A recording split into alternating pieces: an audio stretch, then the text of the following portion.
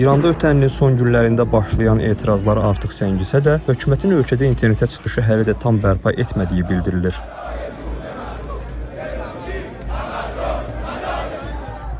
Hüquq müdafiəçiləri hakimiyyətin informasiya blokadasını etirazların yatırılması zamanı tətbiq edilən zorakılıq halları, ölümlər, yaralananlar, həbs edilənlərlə bağlı məlumatların ölkədən kənara çıxmaması üçün davam etdirdiyini deyirlər. Yaralılarla bağlı məlumatımız yoxdur. Həbs olunanların sayı ilə bağlı məlumat yoxdur və bundan sonra təbii ki, təqiblər də davam edəcək və əslində internetin bağlanılması, məhdudlaşdırılması bu dərəcədə həm də bu məlumatların ötürülməsinə ciddi maneə yaratmaq üçündür. Bəlli bölgələrdə Starlink istifadə olunurdu. O da çox məhdud insanın ulaşa bildiyi internet ki, bu aracla bəzi videolar eşiyə. Amma İran hökumətinin bütün məhdudiyyətlərinə baxmayaraq, aksiyalardan yayılan görüntülər zorakılıq hallarının miqyasını anlamaq üçün kifayət edir.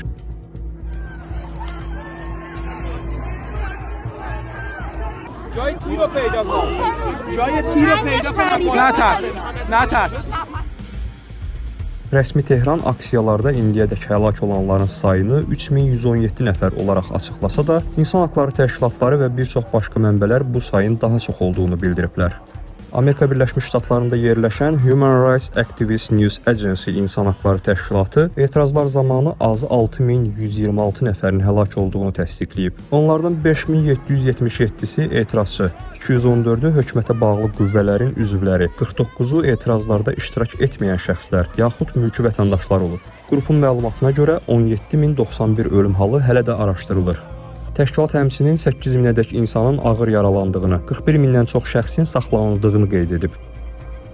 Time jurnalı isə İran Səhiyyə Nazirliyində çalışan 2 yüksək vəzifəli məmura istinadla etirazlar zamanı həlak olanların sayının 30 mindən çox ola biləcəyini yazıb. Jurnalın iddiasına görə ölüm hallarının böyük hissəsi bu ilin 8-9 yanvar tarixlərində etirazların yatırılmasının ən kəskin mərhələsində baş verib.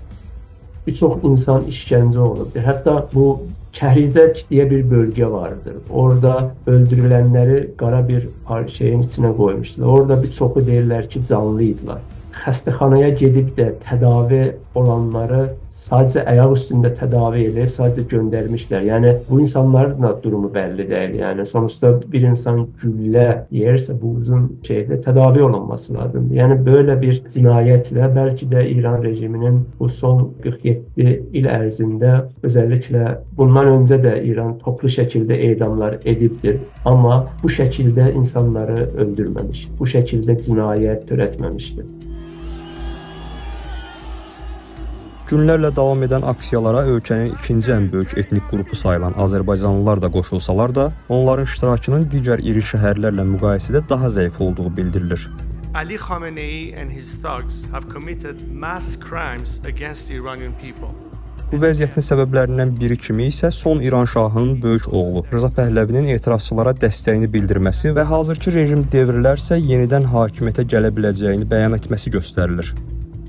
Pəhləvi nəsli İranda yaşayan Azərbaycanlılara yaxından tanışdır. Çünki onlar şah rejimi dövründə də ayrı seçkilik və təzyiqlərlə üzləşiblər. Sosial şəbəkələrdə yayılan bəzi videolarda Azərbaycanlıların Pəhləvi əleyhinə şüarlar səsləndirdiyi görünür.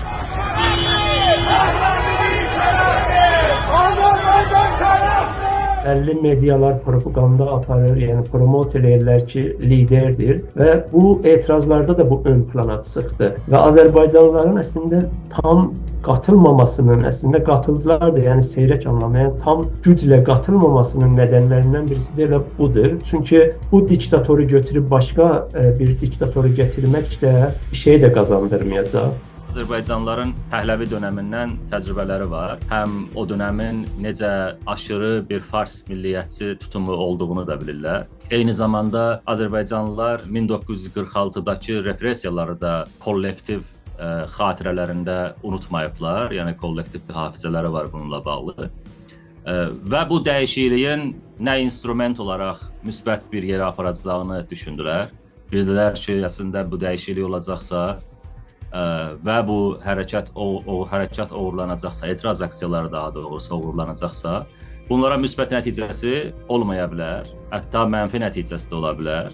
Eyni halda kimlikləri ilə bağlı ciddi risklər vardı. Hələ də Pəhləvicilər və İranda monarxist tərəfdar olanlar hələ də 1946-da Azərbaycanlıların, minlərlə Azərbaycanlının öldürülməsini Azərbaycanın azad olma günü kimi qeyd edirlər. Bütün bunlar təbii ki, Azərbaycanlıları çəkindirirdi bu etiraz aksiyalarına. Azərbaycanlılar da narazıdırlar. Azərbaycanlılar da bu vəziyyətin davam edə biləcəyini düşünmürlər. Amma davam edə biləcəyini düşünməmək, yəni bir saladan quyuya düşmək anlamına gəlməz. O yüzden də Azərbaycanlılar çəkinirdilər. Bu məsələdə tam olaraq iştirak etməyə. Azərbaycan milləti çəkənməz bu zilləti.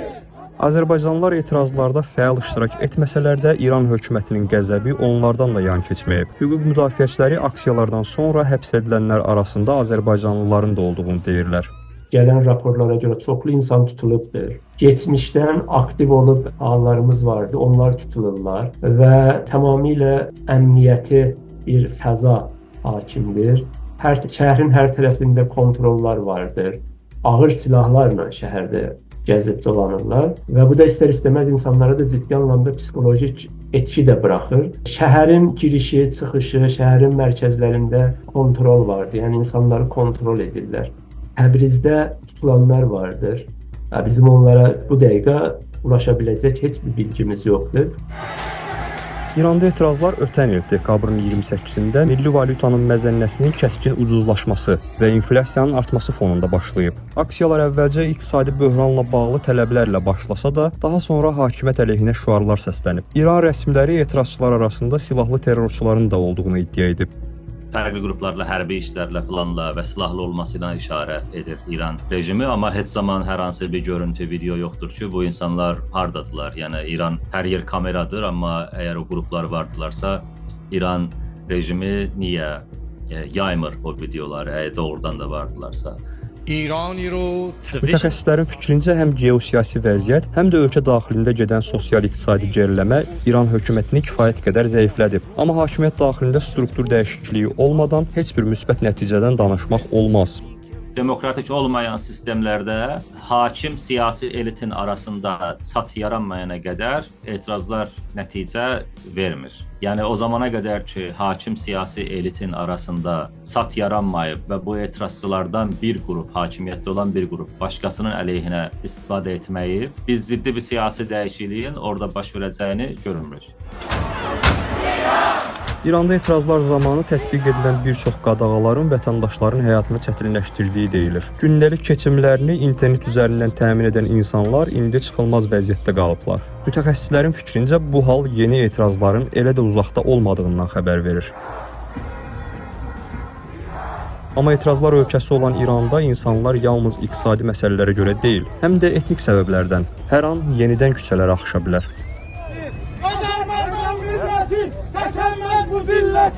Azərbaycan milləti çəkənməz bu zilləti.